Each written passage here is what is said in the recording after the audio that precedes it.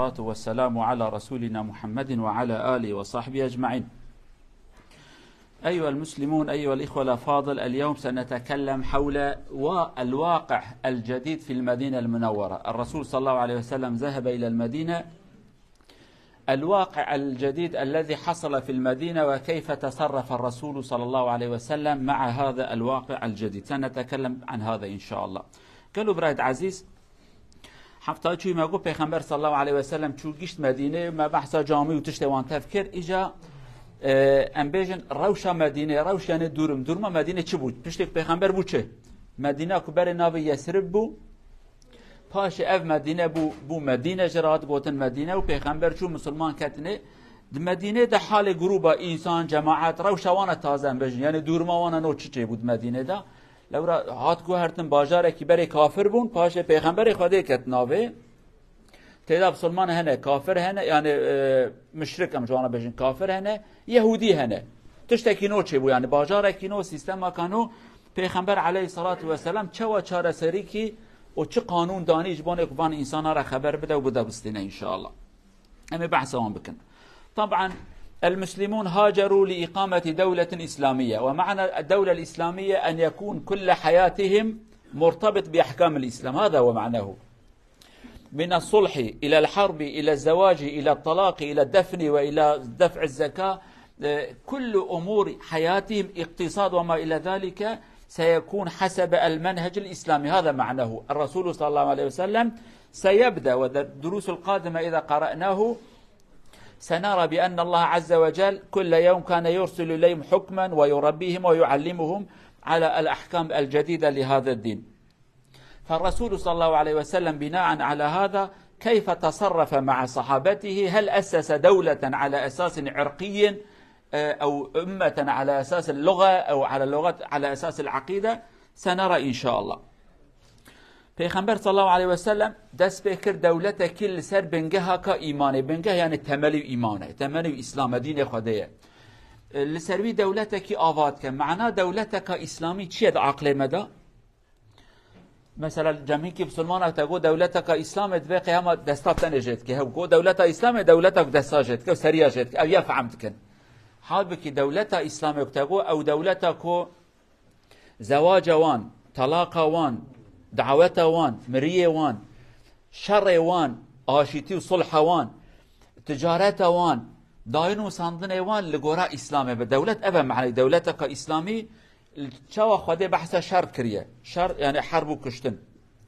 خدا عز وجل بحث صلح و آشتیه، نابرا بسلمانا نابرا جیرانا، بحث زواج وان چی کریه، تجارت وان خدا گوته چه حلاله چه حرامه، یعنی دولت اسلامی ابا معنوی. نه كما تسريه كيبتني جيكي يجي المجا بتني بكي نا اجا او دولتا كو جرات تيغوتم دولتا اسلامي خدا دجاره كده تفكي قران نشان بكي زحمته صبي كي بچوك درو كده نكره گوشت بخو هدي حتى مازند به اول نسكت خو باشه برنجت خو حتى گيجا گوشت درو كده جي خدا تفكي قران بشنه مسلمان چوا فهم بيتش بكن دجاره كده هين الميجه هين روجه زكاه حج حرب آشتي زواج طلاق صاننا يعني نه كمبيوتر كنت لاغربكي بشره گره هدي ام بكرديه خود بين قرطاندن دجوي جوتم دبي خوات كي اوتشا خواري هدي حتى معده تذكر تو خوارنا كي تخي دبي خوب كي معده تتقى يعني بشرجي هدي امجرا الاسلام ده بين تدرج وقت بلكي درنجه وزانش نمردي يك بيك تجي يعني خدا جي في شكل هاني قانون كي او قانون داني او پیغمبر عليه الصلاه والسلام امي انا تماشاكر مسلمانا كوم كر او جوانا گون امتك سرچه وكانا يجي امتك پیغمبر گوتيه امي انا فهم بكن امه اسلامي امتك جوابو. اولا الامه في المفهوم الاسلامي معناه ان يجتمع مجموع من الناس تحت رايه العقيده، الفكر، المبدا، ليس اللغه وليس اللون وليس العرق. مثلا هناك دول يقول الدولة العربية الفلانية، المملكة العربية السعودية العربية، جمهورية مصر العربية مثلا، كلمة العربي، ولكن الإسلام يقول لا تستعمل كلمة العربي. مثلا الدولة المصرية كان جيد يعني. الإسلام قال أنتم إخوة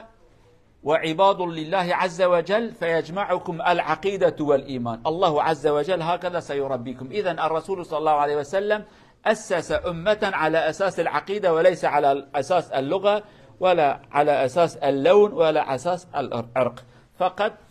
الذي أسسهم هو أساس الإيمان. هذا هو الإسلام في الأمة. الإسلام في الأمة هو العقيدة والإيمان. پیغمبر علیه الصلاة والسلام چکر امتکی درست کرد. پیغمبر امت خود جوانا گو امت زمان نه، یعنی مثلا بجن لترکیه دبی کیب ترکی خبر ده ترکیه، مثال لمصر دبی کیب عربی خبر ده عربه. ناب دولت اخو مصر چکر گو جمهوریت مصر اوا عربی، کلمه عرب پیوادانی. پیغمبر علیه الصلاة والسلام گو دولت اخو خودش مرد بجه امت اخو امی چکن امت ما زمان نه، امت رنجنه سپیورش، امت ملتك جنا عرب ترك كرد افجن، امت عبد خدايه، امت ایمانه. يعني الاسلام ده امت لسر ایمانه هات اواكرن افيا يك امتك پیغمبر چكر گو امت ایمانه او مسلمانه کو هات المدينه پیغمبر عليه الصلاه والسلام گو متبره هبن انما المؤمنون اخوه، گو مؤمن براي هبن وخلاص. عرب دبن نه عرب دبن عجم دبن چه قوم ده وانا تاب براي هبن سر اساس ایمانه افيا اولا افيا بزانبن پیغمبر علیه الصلاة والسلام وان مسلمان دبن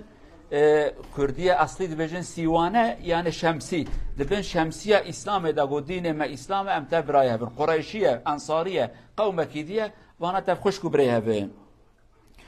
و دمزگفت خودش پیغمبر علیه الصلاة والسلام افیا جبیجن جی مزگفت چکر مسلمان جهدی هاتن جهنما دمزگفت دا قسم کیوی داوی جرات گوتن صفه قسم کیجه قطاندن سرمایه جی والله برای یک جوان را بیجه داری بکرم داری او قسمه که جامعه پیغمبر ده اوش پارا ده جه که چه کرن گو صفه یعنی صحابیه که هاتن بیمالن براش خواد ویده بکمن خولا را مدینه بچوک بو ملت گلک هات جی نما وکا ناو آنم الوراد بین ناو یعنی سوسیال ادویده قسمه که مسلمان چه بون یعنی دویده اساس ایمانه مسلمان پیغمبر گون تبرای بین آلیکاری بکن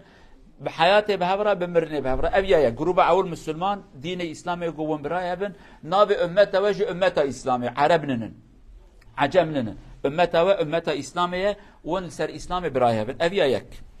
بكي بيخ إجا مدينة أبي كنا عرب قانون وانشوب أنا بحث وان بكن. أولا الإسلام جعلهم أمة وتحت راية الإسلام، ولكن كان في المدينة هناك أقلية مشركة وأقلية يهودية. أما المشركون فهم أقارب أهل المدينة، أقارب ابن العم، أخ واحد دخل في الإسلام الآخر لم يدخل في الإسلام، ولكنهم كانوا أقليا لم يكن لهم سلطة على المسلمين ليس مثل المكة. أهل المكة كانوا أقوياء عددهم أكثر، المسلمين هاجروا، ولكن الذين في المدينة عددهم قليل لم يكن لهم سلطة. ولكن مشركو المكة وهذا سنقرأه في المستقبل كذا أرسلوا لهم رسائل قالوا أنتم استقبلتم من خرج على ديننا إما أن تقتلوه وإما أن تطردوه من بلدكم وإلا سنأتي إليكم ونقتل الرجال ونستبيح النساء. هددوهم وهم اجتمعوا، ورئيسهم عبد الله بن أبي رئيس المنافقين كان من أهل المدينة، كان كبيرا في العمر، فكان يكره الرسول صلى الله عليه وسلم لأن الرسول حينما أتى كأنه أخذ منه سلطته، كانوا يحبون أن يجعله ملكا عليهم، فأتى الرسول ذهب هو بقى الرسول صلى الله عليه وسلم، فهو مرة جمع الذين معه حتى يحارب المسلمين، فالرسول كان قد سمع بهذا الأمر، الاستخبارات الإسلامية كانت قوية، فتلقاهم الرسول وقال لهم سمعت بأنكم قد أخذتم رسالة من أهل المكة والذي هم هددوكم به أنتم ستعملون، أنتم تحبون أن تقتلوا إخوانكم وأبنائكم، لا فائدة من ذلك. فرجعوا ورأوا بأن المسلمين أكثرية فلم يحاربوا المسلمين، ولكن عدة الشهور المسلمون كانوا ينامون بالسلاح خوفا من الهجوم، دائما كانوا مستعدين، والرسول كان منهم صلى الله عليه وسلم. تشتكيدن دمدينه دا جروبه كادن ماغو مشرك أبي كافر بوت پرست بون، يعني اوجي اقرباي وان مسلمان مدينه، اقرباي وان اللي نبون مسلمان. هناك جوان جي يك جوان مثلا نابي عبد الله كري ابي ابي وان عمر مازن حتى ملت مدينه خواستن يشخا بكن پادشاه سلطان خو شتك پیغمبر هات گوتن تهره پیغمبر قبول کرن او جي برش پیغمبر عاجز بو يا دو از بو ما سلطان وانا محمد هات بو بلا سلام سلطانيه مش دستم ساندن ها خلق مدینه بو بلاک نبو مسلمان امنا بن انصار جره انصار یک یاردما پیغمبر کن اما اوج مسلمان میوان بو یعنی عینی مال بون نبو مسلمان جامعه رو پیغمبر جی حسنت کرد فقط هندک بون یعنی نکاربون ظلمه مسلمانا بکن نکاربون یا جی دنما خود کرن فقط پشته که هاتن ملت مکه مکتوب جوان راشاندن گوه اوی انسان آنه قبول کریه مسلمان را گوتن گو یا و نوانش باجار خودر خن یا جی امی ورن امی شارکی مظلم واره بکن امی ظلامی و بگجن امی جنه وجی دست خود رجه ناموس وان بکن مکتوب یاز کرن مکه جوان کافر مدینه را یاز کرد اوان جامعه را جی مکتوب خواندن ترسیان او الله گو محمد ابو بلا سلامه گویا ابن باسا گویا مرام وانا را شر بکن خطاب کرن سلاح ملحق گاندر خو گروه کیندک هبون پیغمبر راسته وان هات پیغمبر وان دید استخبارات پیغمبر بقوت بو یعنی گویا خو ندگرد خبر جرد هاتن کیچت که کیچنا که و نوجی هاتن زانب مشرک مکه حت ناسکنن تنه خوازن شر بکن یعنی پیغمبر وان دید تبی سلحن گو کرو تشتک وند خوازن بکن گو هر حال ده مکتوبه قریشیه و ترسان دی نفسه و ترسیانه گو تشتک وند خواست وونه بکن وان گو امور میرا بگجن و مجنا ببن و جهر ونه برای خوب بگجن ونه بسمام خوب بگجن لورا ابيك بنا مسلمان برای ونه بسمام ونه زاروکی ونه ونه هر روان بگجن چه فرقه و مشرکا جما فهم کردن دورم نخوشه bu Kürdiye med vejin savar bi kevre yani xîçike savar on zanı bulgara o kevriş de be dirane marvadış ki yani nermnen ki tişte zahmet hene avan fakira tersiyan bela bun walakin her neyarti ki dilewanda hebu her gotin gerem intikam ejvi peygamber bıstin aleyhissalatu vesselam niyet avan xarab bu o peygamber aleyhissalatu vesselam براستی sahabiyarat go gere em herdem silah bin bişev tabi silahı xo razı برو سرسبه چد به چه نابه دولت کانوی باجار کینوی او دورا مج نیار پرن حتی کافر مکش تبک قبیله عرب راج مکتوب شاندن گو کی سلام ده محمد شخوازانه تبا تهدید کرد مسلمان جی دورا من تبونه نیار پر زحمتی که مازن کشاندن درس هاتی ده کم نمرن ایجام سیاست پیغمبر بخوینن علیه الصلاة والسلام کچوا جاره نیاره کی کم دکر بوان صلح دکر صلح جاره یکیش بوان قریشی بتنه بمینن هبیای سیاستا کمازنه ملت تب نده پیش خو یکی تی خبر چابه خود ادن راز سلام علیکم بیجه بر نیاره تکیم ببن پیغمبر سیاستا او بو نیاره کیم دکر زیده ندکر نیاره خو کیم دکر دکو برا نقطه کی بتنه بد دیحب نقطه نبن اما انا ایجا مسئله کی بیجن که صحابه و پیغمبر چد کر نوبت خو یعنی چوا خود پاراستن طبعا هناك حكاية أو هناك مسألة حصل مع الرسول بينما الرسول صلى الله عليه وسلم مع صحابته كان يحرس نفسه ويحرسون البلد فليلة من الليالي الرسول صلى الله عليه وسلم يشعر بالتعب الشديد يتعب كثير أولا الرسالة الثانية الاهتمام بأمور المسلمين ثالثا أسرته ليس مثل الناس حمله كان ثقيلا جدا قليلا من الليل كان ينام فليلة من الليالي سيدة عائشة تقول الرسول كان تعبان جدا وقال وهو يحمل السلاح في بيته يحرس قال يا ليت ماذا قال أقول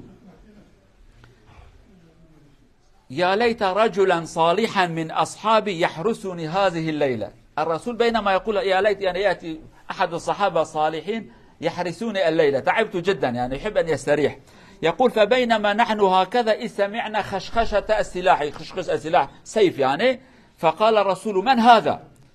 قال سعد ابن أبي وقاص أنا سعد ابن أبي وقاص فقال الرسول ما جاء بك لماذا أتيت ماذا تعمل هنا انظروا إلى هذا حينما يكون العبد قريبا من الله عز وجل الله يلقي في قلبه أمورا كثيرة يقول وقع في نفسي خوف على رسول الله صلى الله عليه وسلم فجئت أحرسه شوف الرسول تمنى شيء فألقى الله في قلب سعد فأتى ليحرس الرسول صلى الله عليه وسلم فدعا له الرسول ونام حتى سيدة عائشة يقول الرسول حينما نام بدأ الشيخات هكذا من التعب الشديد فهذا كذلك حصل مع الرسول صلى الله عليه وسلم مسئله که پیغمبر را چد به كوفي پیغمبر عليه الصلاة والسلام اوجي انسانك نورمال وظيفة خود كر خباتا خود كر خدمتا في ديني هانت كر و وقتی که نو هاتن اوجی وکا صحابیان آگو از کرم کم خوش خا نوبت هم بگیر نو اوجی وکی وکوان بازار د پاریز محافظات که نوبت دگره حضرت عایشه به شب کی شباب پیغمبر شوری یعنی شوری پیرا لید به پر رعت بیا خوانه و هلاك بها رعت بیا پیغمبر اولا برو خباتت که به شب عبادت لمجد که سلحج گره پیرا به ناس کنه ملت اسلام جوانات بجانه کبتنی پر عیشات که شبكي دمك يوا بطاقت بيه دبي پیغمبر گو خوازي ای شف صحابه کی صالح باتا مبپاراستا صحابي کی من صالح باتا ای شف انه مبپاراستا از بچکی سر حد ما بكران از كاتب ای شف حاله متنه دبي دوی ناوه دم خبر ددن دنگي سلاحات شورون زان خش كباجي خو دبي دنگ هات پیغمبر گو کی ابيا گو اسعد كريبي وقاسم سعد قهرمان اكيبو يعني مير دبي گو اسعدم دبي پیغمبر گو خیرت چه هاتی گو والله ایش فکت دل من مگو ما از پیغمبر ترسیم تشکی ور سر پیغمبر من خواست از هرم ایش نوبت پیغمبر بگم پیغمبر بپارێزم بنه پیغمبر چش خوازه خدای عالم داوی قلب وی انسان هانه تشتکم جانا جرات بجن کرامت یا رب عالم جانا احسان به انسان رات که انسان کی گاوا کنیزی که خدا و خدا این کی دریا جراوت که یعنی بنه داده چما شبکادی ندهات او شبك پیغمبر دخواست گو یا رب اما یک باتا کد دلی وی صحابی گو والله ای شب هاتیه دلی من بلکی مالا ویجی قی نزیک بیه دبی کد دلی من که از هرم ای شب پیغمبر بپارزم والله ما دلی من دا از ترسیم تشکی ور سر پیغمبر دبی گو دا خدای خیرات قبول که خدایش ترازی و پیغمبر جرا دعایا کرد و کد خو ایجا پیغمبر دی پریا کو راحت ببوت حبیبو خراخر جهات ایجاد ادي عادت انسان که خو او خراخرت کرده پیغمبر جا خرینی جهاد کتیه که خود ازانه چقاسان دکرازه اویاجی ما چما گو که صحابه چقاش پیغمبر حست کرن ایمان وان چقاسا زیده بو تشتکی دل پیغمبر دا درباس بو خدای آبد دل صحابه کی هاد گو از ایشه برم از بردر پیغمبر بسکنه براتشکی نیسری بی طبعا المسلمون والرسول صلى الله عليه وسلم المسلمون كانوا يحرسون أنفسهم وكذلك يحرسون النبي صلى الله عليه وسلم إلى أن أنزل الله عز وجل قوله الكريم والله يعصمك من الناس الآية نزلت فالرسول قال أيها الصحابة اذهبوا ربي عصمني الله سيحفظني ولكن استمر تيقظ الصحابة لأنهم كانوا يعيشون في جو غير طبيعي ولكن مشركو المدينة الذين أولا أرادوا أن يقتلوا الرسول وكان لهم ارتباط مع المشركين فبعدما رأوا قوة المسلمين دخلوا في الإسلام وأطلق عليهم في المستقبل منافقون ظاهرا مسلمون ولكن في الباطن غير مسلمين فهؤلاء كانوا دائما صاحب المشقة والتعب للرسول صلى الله عليه وسلم يستغلون كل فرصة على الرسول ويدعون بأنهم مسلمون سنرى في الدروس القادمة كيف كانوا يؤذون الرسول صلى الله عليه وسلم ويدعون بأنهم مسلمون اوان انسان هانجي وان كافر مكة عفوا مدينة پشتكم نهرت مسلمان بقواتون هدي پشت حرب بدر نهرتن شارتن قو والله ما مش خبر مسلمان ده چتره بون مسلمان پریوان فقط نجبونه خود جبونه کو تجارتکی پرکی ورداوی داده و ساکن بیشن نیاره تمه دوست تمه اما منافق خدایش قرآن ده جوانات بجن منافق سورتك القرآن ده سورة المنافقون و ان بلا مازنجي منافقا مثلا ابي كزانا قرآن بخينا سورة البقرة بكن بخينا سري الف لام ميم والحاصل خدا 4-5 آیت ده بحث مسلمانات که آیت الف لام میم بحث مسلمانات که ان الذين كفروا کافر ده آیتن کافر برچعبای خلاص زانی ده 15 آیت ده خدا بحث منافقات که چه بلانه و مصیبت نو تند به مسلمان نه مسلمان فتنه کن دروات کن آلیکاریا کافرات کن تشتکی بچوک چه به مازون کن هر بلا و مصیبت بون لو ما خدات قرآن ده بجي الكافر المنافقون في درك ان المنافقين في الدرك الاسفل من النار منافق ده بيد ام طابقه بنيتان ضاغري جهنم بيدا چمكي نه كافر نه مسلمانه زراره ويج كافره برتره كافر زاني كافره ولكن ابيات نزاني كافره جي تدي كرده ما تشكيد بيجن ده بي غره ولكن شرم ميل خو كري ابي وهابون غربون تدقو قيميه وكتنا با ام بيجن عمبارة نوا قوم جراد بجن جي نوا بازو برخك أو بزنات خون أوميش نجت بيجي أبيا ميانه أبيجي أوقع ببون بلا سر بسلمانه لي خدا عز وجل هردم جوان رزيل تكر اوزانو پیغمبر جي حقه يعني اما ج فایده وان ج عناد وان دبو محمد هاتیه کرسیج مساندیه بیا خریبه بیا نجمه هر پروبلم کی ابتلیا وانا تدا ابو درس هاتي دا امي وانجي بخوينن ان شاء الله. والثالث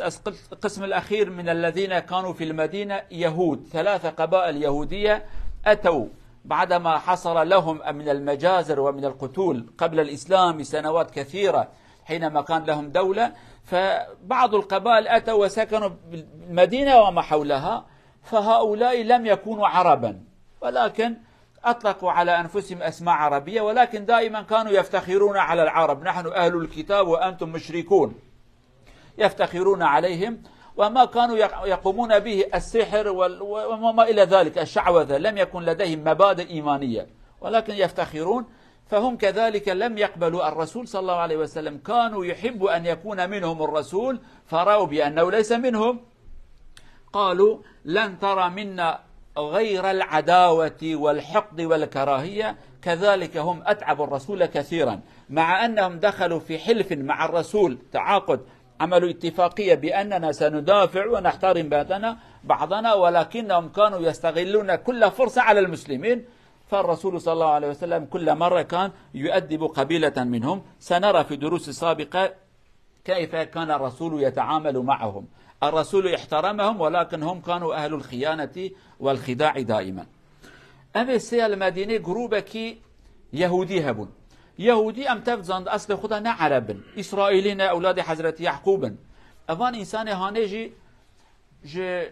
أنا عردان بجن عرض كنعان عرض فلسطين أبيج 1000 سال بري 1500 سال بري دما كشار شيء ببو ساساني وتشمشته وساكنه بختو نصر هات بلوان درا لوان خستبو. أفان قبيلة هانيج خرابين هاتم كلك عربا ساكنين، فقط أفان يهودي هنكي كلتر عربا قرت أما نزيده دائما قربون خو سروان داد دیتن دگو ام اهل کتابانم خواده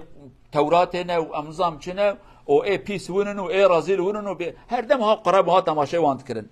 فقط تشتكي الجوان نما بوت بيجي اخلاق حضرت موسى تنبو ابي حضرت يعقوب يعني جالي دين دا تشتك تنبو، ولكن توراتك دست وان هبو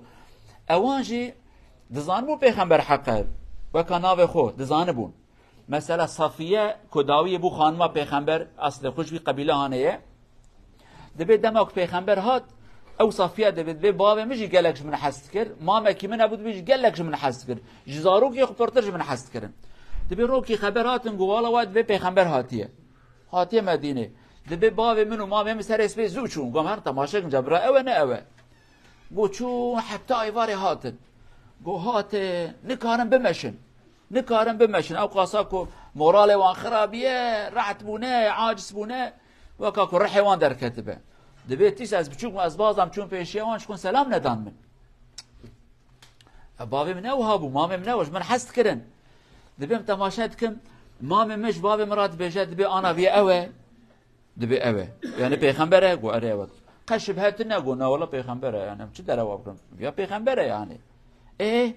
ام چه بكن قبول بكن نكن گو والله جنيارتي زياتر تشتكي از ناك مزي هات نيارتي پیرا بكن حساب کن ها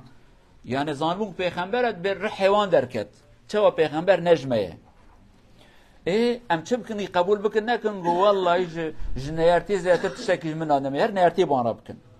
اوه کدبو مسلمان جی دگوت انتو احمقی تو کری تنزاتی چی یک جوان هاوز مازنه وان ام یاج بیجن خلاص بکن ناوی عبدالله کره سلامه عالم یهودیه عالم او بیجن حبر يعني قهرمان عالم زانا شيخ وانا مساكينو بيجن يعني او تي پیغمبر ناست که خبردانه به مورا نوا پشتا پیغمبر هدیه و تشتا قبول نکه زانه پیغمبر التورات دا تشهاتنه يعني زانه پیغمبر دبه مسلمان و دبه یا رسول خدا دبه ورم دبه از حیلکی بترابكم چیه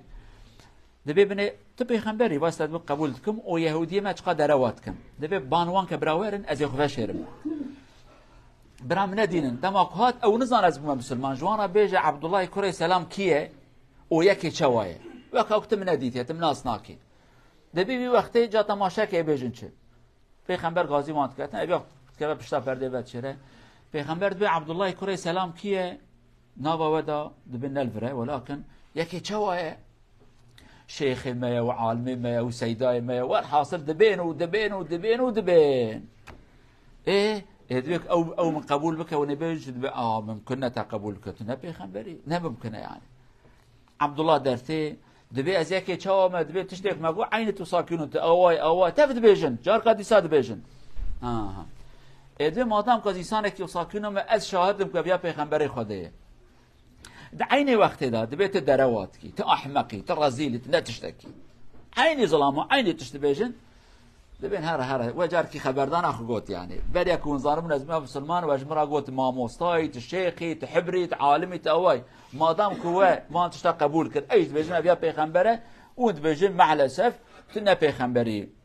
ورحاصل كلام افياجي وساكن وهات سريوان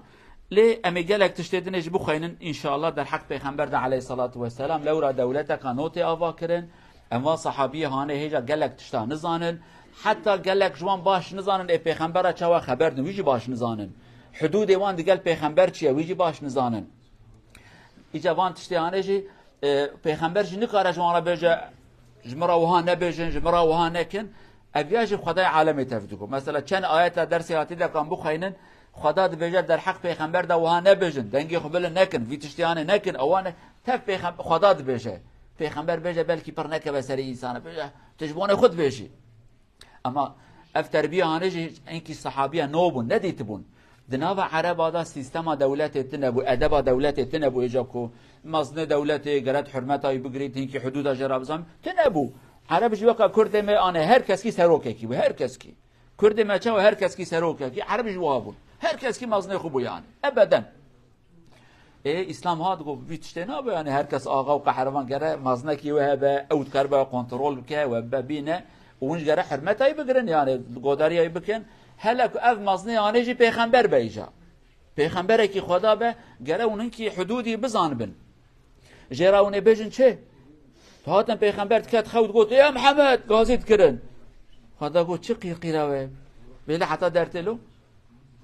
أنا حتى القرآن ده سورتك سورة الحجرات هاتن نيفروك يا وقتها يسرحته بيغمر بشركته يسرحته ومحمد كر قيرقير خدا عز وجل قو ايك واتن قيرقير قو قالك جوان جاهل ونزانن بيلن عشان دقا باشه دركبه حرمته يبقرن خبر دان قوتن يا محمد خدا قو يا محمد چيه پیغمبر خدا جرا بيجن يا رسول خدا يا نبي خدا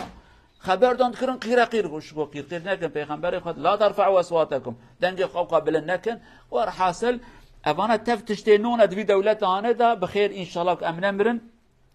هر جارك مساله جوانا چه بو اشارته کی که خدا عز وجل وی امتانه چوا تربیه کرد دیگل مازنه خو امام خو شیخ خو پیغمبر خو رهبر خو اما جوانا بجن چه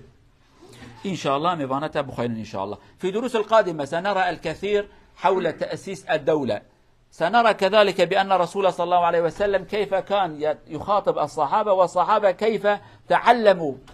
من الله عز وجل كما يعلمنا القرآن بأن نخاطب الرسول نتكلم معه نسمع كلامه كيف سنعمل كثير من الصحابة لم يكونوا يعرفون كيف سيخاطب الرسول يا نبي الله يا رسول الله يا محمد يا أبا القاسم ماذا سيقولون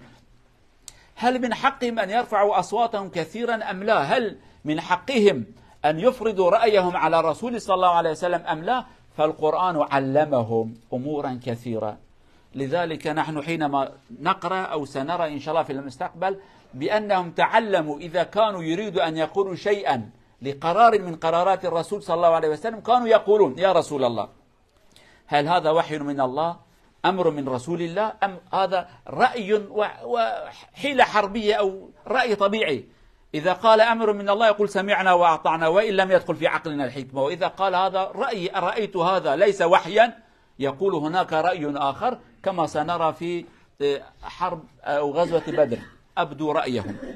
نرجو الله عز وجل أن يرزقنا فهم سيرة الرسول صلى الله عليه وسلم وحسن السير عليه إن شاء الله خدا عز وجل فهم كرنا حياته پیغمبر بکن نصیبه هم حياته بی پیغمبر ناس بکن بزانبن او خل گوره حياته پیغمبر راست بکن یعنی حياته پیغمبر هفدم ام دبارت کن نه حکایه لجبان ام خراست بکن حياة پیغمبر جبونه راسبونه جبونه انفعام بکن که کیمانیه متکدانه ادب و اخلاق متکدا شاشه دکدا راست وانا فهم بکن. ابقوا في حفظ الله ورعايته والسلام عليكم ورحمة الله وبركاته.